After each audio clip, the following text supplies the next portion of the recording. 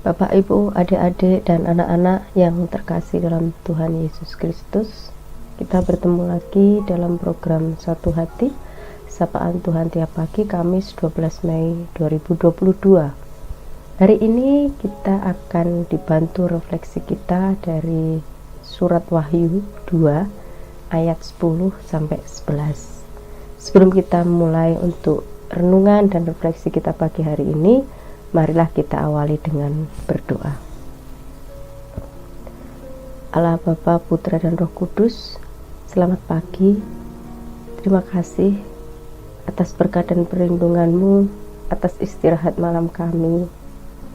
Dan terima kasih atas hari baru yang Engkau berikan kepada keluarga kami.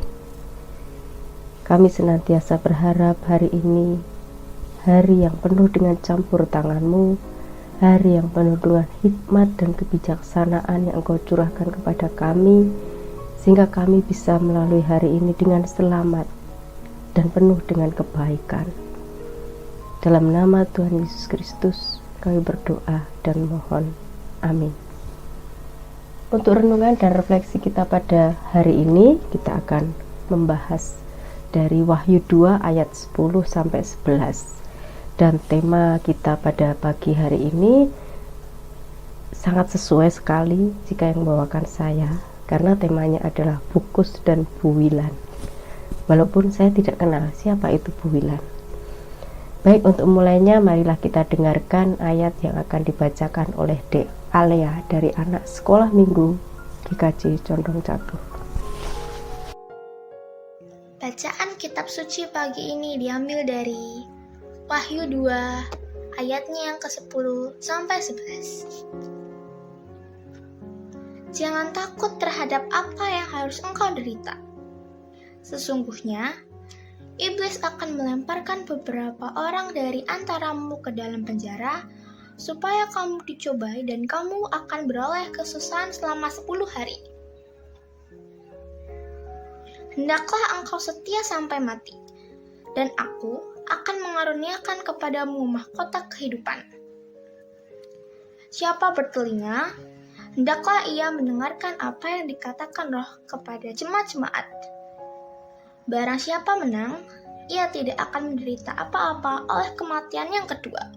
Demikian firman Tuhan.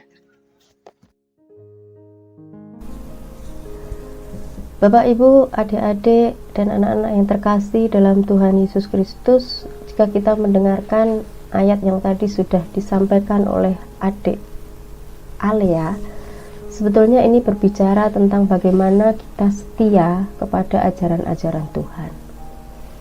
Dan kesetiaan ini sebetulnya terkait erat dengan kehidupan kita sehari-hari. Dalam kehidupan kita sehari-hari, tanpa kita sadari, kita ini sebetulnya sering dihadapkan kepada pilihan-pilihan. Baik itu pilihan-pilihan yang berkaitan dengan hal-hal yang ringan-ringan saja. Misalnya, kita mau sarapan apa nih pagi ini?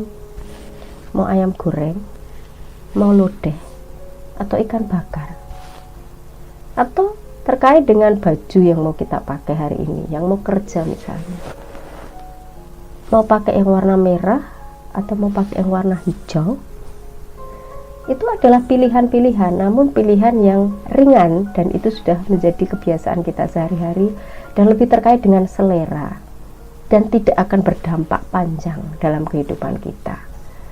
Namun terkadang kehidupan kita ini juga dihadapkan pada pilihan-pilihan yang berat, yang biasa kita sebut dengan pergumulan. Contohnya misalnya menentukan pasangan hidup, memilih pasangan hidup, memilih pekerjaan, memilih jurusan ketika mau masuk perguruan tinggi, memilih bidang usaha apa yang mau kita geluti atau mau kita jalani.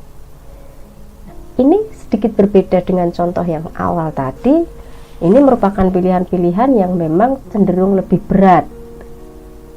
Artinya ini akan berdampak jangka panjang dalam kehidupan kita, sehingga kemudian juga ini menjadi pergumulan yang cukup berat bagi kita.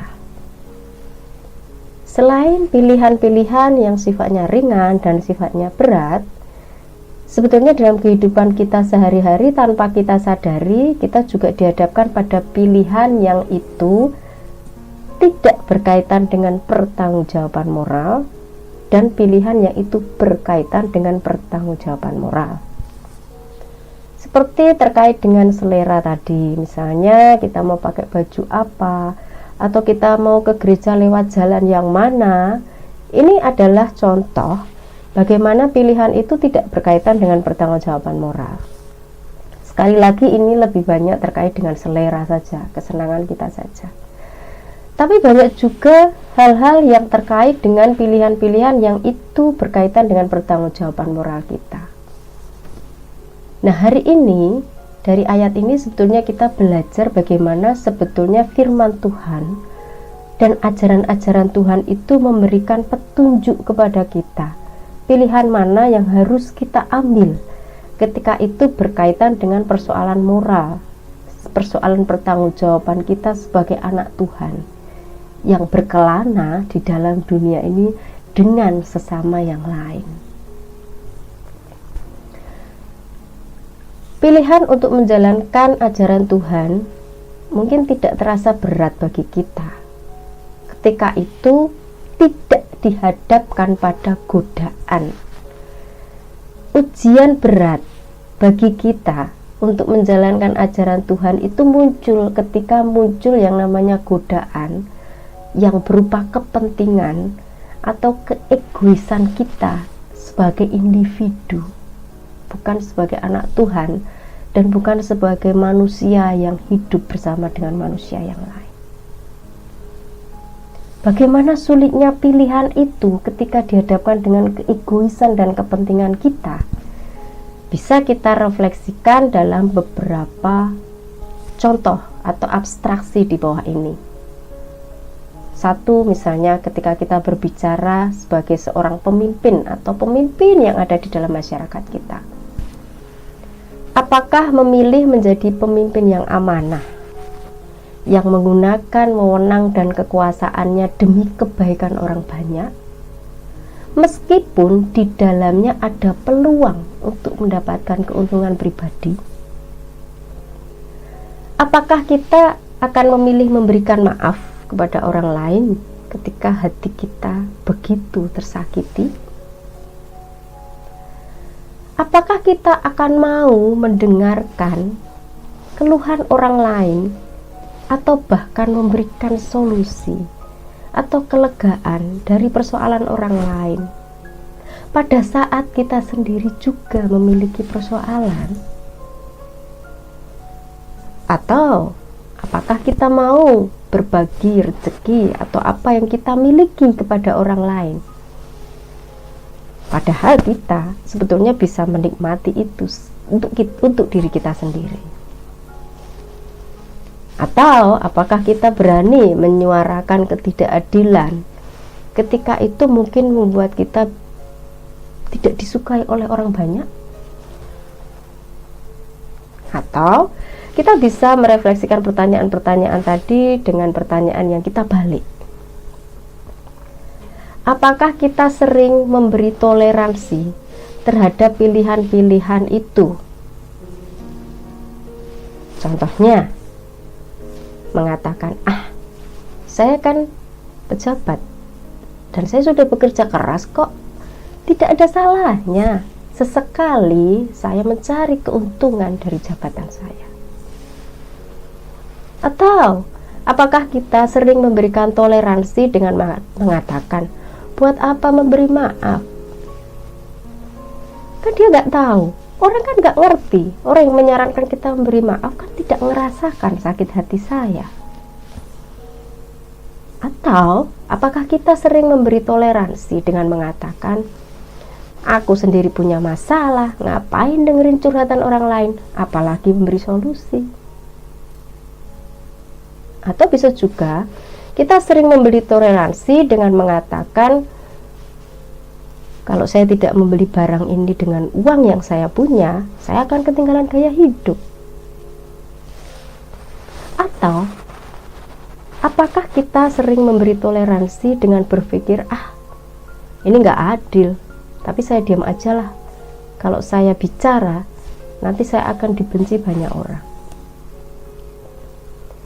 Ini adalah contoh bagaimana sebetulnya kesetiaan kita selalu dihadapkan kepada cobaan dan dihadapkan kepada ujian. Ketika itu dihadapkan kepada keegoisan, kepada keuntungan, kepada kepentingan pribadi, kepada kenyamanan. Dari sini kita bisa belajar apa sih makna setia itu. Setia adalah benar di dalam memilih di antara dilema-dilema di atas.